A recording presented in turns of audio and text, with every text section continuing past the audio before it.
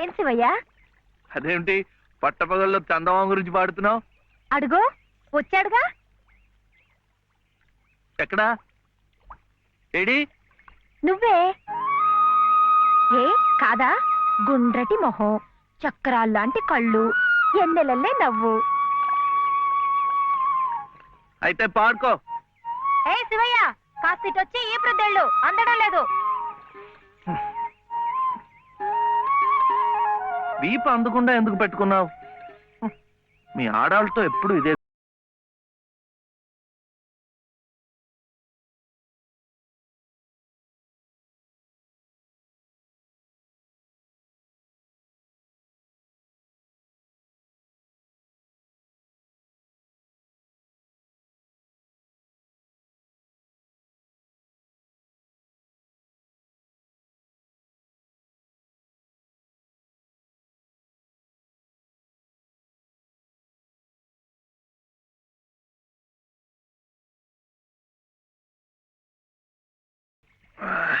అవును, వెంకటస్వామి తాళ్ళిబొట్టు తీసుకురాగానే నీకు పెళ్లి అయిపోతుంది అన్నమాట. ఎట్టా అవుద్దయ్యా, నాకంటే పెద్దాడివి, నీకే కంది. నన్ను చేసుకోనందిగా, ఇంకెట్ట అవుతుంది? ఎవరంది? మా మావయ్య కూతురు చిట్టి. బంగారు కొండవి, నిన్న అంది. ఎందుకంది? మా నాయనమేమో శివయ్యని నీ మొగుడు చిట్టి అంది. చిట్టేమో నేను నీ పెళ్ళానా బావా అని నన్ను అడిగింది. నాకేం తెలుసు, నానమ్మ అడుగు అన్నాను. అన్నిటికీ నానమ్మ అనేవాడికి పెళ్ళందుకు పెళ్ళందుకు అని చెప్పి నా తల మీద మొట్టకాయ వేసి ఓసి పిచ్చి మొద్దా, మంచి పని చేసిందిలే. ఇదిగో ఓ మంచి లగ్గం చూసాయి, మన ఇద్దరం మనవాడేద్దాం. ఏంటి శివయ్య, వింటున్నావా? లేదు, బొందు కంటుకుంటున్నావు.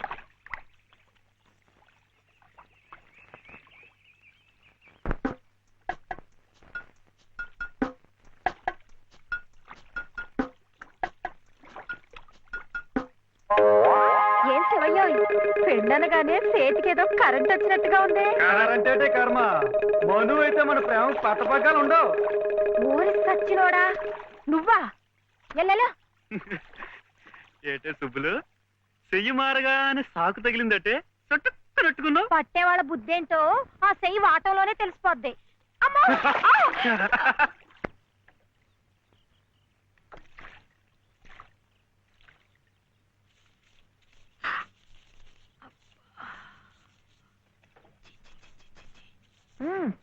పొద్దునే ఏ మొహం పడితే ఆ మొహం చూడకు.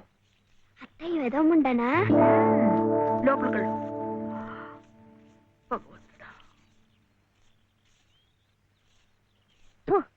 పొద్దున్నే నీకెందుకులే మా పళ్ళు, అవి అక్కడ పడేసి లోపలికళ్ళు. పర్వాలేదు లేదునా, ఇందులో తప్పే ఉంది. తప్పే ఉంది అని నిలదీసి అడిగితే నేనేం చెప్పను? నిన్న పొద్దున్నే నీ మొహం చూశాక ఆ పక్కింటి ఆయన కాలు జారిపడ్డాయట. వాళ్ళ ఆవిడ ఒకటే తిట్టిపోసింది. పొద్దునే లేచి ఎవరైనా కాస్త మంచి మొహం చూడాలనుకుంటారు పాపం. ఏమే నీళ్ళు, నువ్వు వెళ్ళి కాస్త కాఫీ పని చూడమ్మా, వెళ్ళు.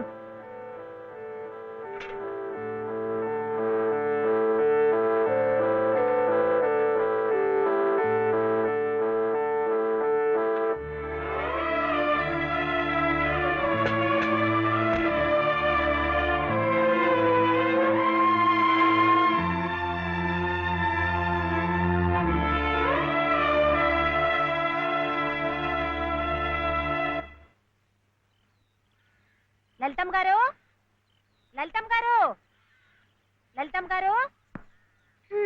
అదేమిటి రోజు ఎంచగ్గాను దుర్గమ్మ గారు దుర్గమ్మ గారు అని నా పేరు పెట్టి పిలిచేదానివి, ఈ రోజేమిటి లలితమ్మో లలితమ్మో అంటా గావుకేకలు దుర్గమ్మ లలితమ్మ అయిపోయింది ఏమిటి? అదెట్టా అవుతుందమ్మా, దుర్గమ్మ దుర్గమ్మే, లలితమ్మ లలితమ్మే. నా జాకెట్, నా లాగు, నా చొక్క ఎక్కడా? ఇదిగో బాబు, తమ చీరలు 2 రాసుకోండి. ఒరే చెంప అక్కడ పెట్టరా.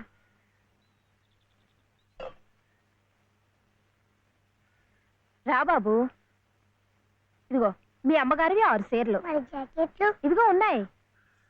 ఇవి నీ షర్ట్లు నిక్కర్లు, జాగ్రత్తగా పట్టుకెళ్ళు. అమ్మో అమ్మో అమ్మో, ఇన్ని బట్టలే మొగుడుతో కాపురం చేసే నేనే ఒంటి మీద బట్ట రాటి మీద బట్టతో అఘోరిస్తున్నాను. మొగుడు లేని ఇవిడి గారికి అమ్మా రేవు కారు చీరలే. ఇట ఈ స్త్రీలకి ముస్త్రీలకి ఆయన గారి సంపాదన అంతా తగలేస్తే నేను నా బిడ్డలు అడుక్కు తినాల్సిందే. చిచ్చి మీ బట్టలే అనుకున్నాను. మీ మనసు కూడా నీరకాయ పట్టి మురికెత్తిపోయింది. ఒక్కసారి మీ ఆయన గారు ఉడకేసి ఇస్త్రీ చేస్తే నా స్వామి రంగా. ఏమిటే గొడుగుతున్నావు? అబ్బే ఏం లేదమ్మా. అయినా మీరు కూడా ఏందమ్మా, దేవుడు ఏదో చిన్న చూపు చూడబట్టి ఆవిడ మీ ఇంటికి వచ్చింది గాని నిన్నటిదాకా ఆవిడ లక్షణంగా బ్రతికిన మనిషేగా. అంటావు మధ్యలో నీ సమయం పోయింది. బట్టలు ఎక్కువేస్తే డబ్బు బాగా గుంజొచ్చని నీ ఆలోచన. ఆవిడ గారి బట్టలకి మీరేం డబ్బు ఇవ్వక్కర్లేదులేండి. పుట్టాడు కష్టంలో ఉంది. ఆవిడికి ఈ పాటి సాయం చేస్తే పుణ్యమైనా దక్కుద్ది. ఆహా, అంత పుణ్యం కావాలంటే నీ కొంపకి తీసుకెళ్లి నెత్తిన పెట్టుకు పూజించు ఈ సంతని. ఆవిడ రావాలే గాని ఆ మాత్రం అన్నం పెట్టలేకపో. మా కొంపలు ఇరుక్కు కావచ్చు కానీ మా మనసులు ఇరుక్కావు. మనసులు గుండెలు కోసి పెడితే సంతోషపడే ఘటాలు కావు. ముక్కుద్దులా మేపినా మనుషుల్ని పీక్కు తినే రకాలివి. అమ్మా అమ్మ అన్నం పెట్టవా? వచ్చి భుంచద్దు గాని పద, బడికి టైం అవుతుంది. ఏమ్మా పిల్లాడికి అన్నం పెట్టకుండానే స్కూల్కి పంపుతున్నావు? మాటంటేనే మూతి విరుపులైతే చాలా కష్టం. ఈ పూటైతే మాన్పించావు. మధ్యాహ్నం తప్పుతుందా, సాయంకాలం తప్పుతుందా, రాత్రికి తప్పుతుందా? ఈ ఒక్క పూట ఆదా చేస్తే మాకేం మిగిలేదు లేదు. శుభ్రంగా కూర్చోపెట్టి వెళ్ళవయ్యా వెళ్ళు. అది కాదు వదినా, నిన్న పొద్దున అన్నం తిని కక్కుకున్నాడు, అందుకని. పడ్డం లేదంటే ఇడ్లీలు బొడ్లీలు చేస్తాననుకుంటున్నావేమో. 3 రోజులు అన్నమైనా కుండలో వేస్తే ఎగబడి తింటారు నా బిడ్డలు. వేడు అలవాటు చేసుకుంటాడులే వదినా.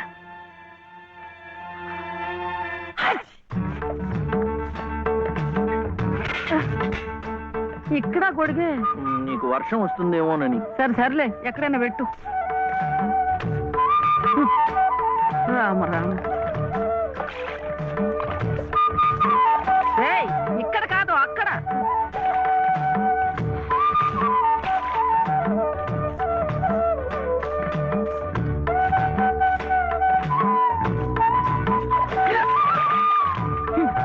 రామచంద్ర,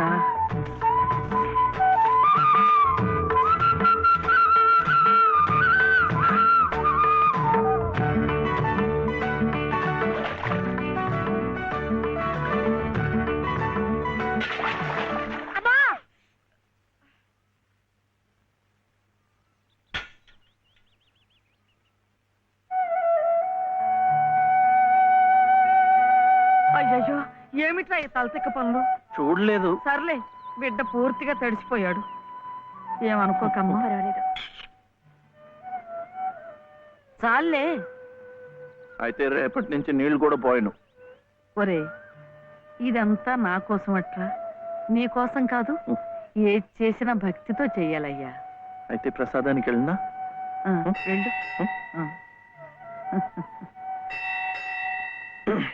ఓం రాజాతిరాజాయ ప్రసహ్య సాహినే నమో వయం వై శ్రవణాయ కుర్మహే సమే కామాం కామకామాయ మహ్యం కామేశ్వరో వై శ్రవణో దదాతు. ఇంకా నైవేద్యం కాలేదురా. శ్రవణో దదాతు.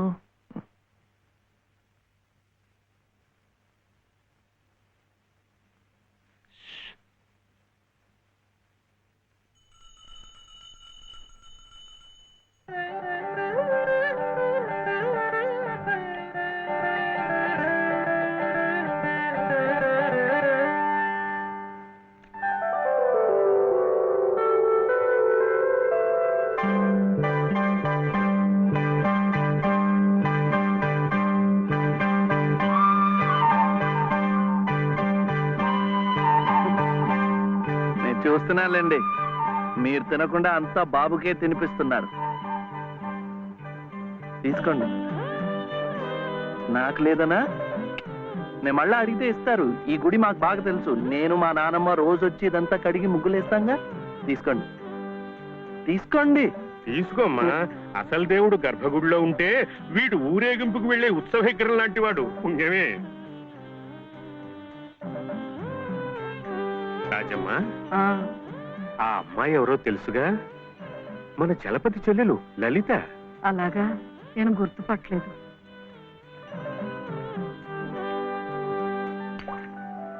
నిన్ను గుర్తుపట్టలేకపోయానమ్మా, ఏమనుకోకు. ఏమిటో మనిషికొక చింత పెడతాడా దేవుడు. గంగిగోవు లాంటి మీ అన్నయ్యకి ఆ మహాతల్లి మీ వదిన ఎలా దొరికిందో. వస్తానండి. పదమ్మ. చూడమ్మా, ఇంత చిన్నతనంలోనే నీకొచ్చిన కష్టం సామాన్యమైంది ఏం కాదు. ఇలాంటప్పుడే మనసు చిక్కబట్టుకోవాలి. నేను ఎన్ని ఎదురు దెబ్బలు తిన్నానంటావు? కళ్ళ ముందే కాపురం చేస్తున్న కూతురు పోయింది, కొడుకు కోడలు పోయారు. చిన్నతనంలో జరిగిన ప్రమాదంలో మెదడికి దెబ్బ తగిలి నా మనవడు ఇలా అయిపోయాడు. ఇవన్నీ తట్టుకుంటూ మందులు మాకులు తింటూ ఇంకా బ్రతికుండాలనుకుంటున్నానంటే ఎందుకంటావు? నా మీద ఆధారపడ్డ వాడి కోసం, నా మనవడి కోసం. భగవంతుడా, వాడి బుద్ధి పెంచకపోతే పోయే, ఏ కల్మషం ఎరగని ఆ పసితనాన్ని అలాగే ఉంచు. చెప్పింది చేసే పట్టుదల, దీక్ష అవైనా ఇచ్చావు, అంతే చాలు అని రోజుకొక్కసారి ఆ దేవుడికి గుర్తు చేయటానికి ఈ కట్టిని ఇలా ఉంచాను. అమ్మా స్కూల్కి వెళ్ళొద్దు. చాదస్తం అనుకోకపోతే ఒక్క మాట చెప్తాను తల్లి. నువ్వు కూడా ఒక మంచి రోజు చూసుకుని ఈ గుడి ప్రాంగణం తుడిచో, మెట్లు కడిగో, ఇంత సేవ చేసుకో. అంత మాత్రాన బాధలు తీరిపోతాయని కాదమ్మా. ఆ భగవంతుడి అనుగ్రహం ఉంటే ఈ కష్టాల సముద్రంలో పడి కొట్టుకుపోకుండా కనీసం మోకాటి లోతునైనా సాగిపోగలమని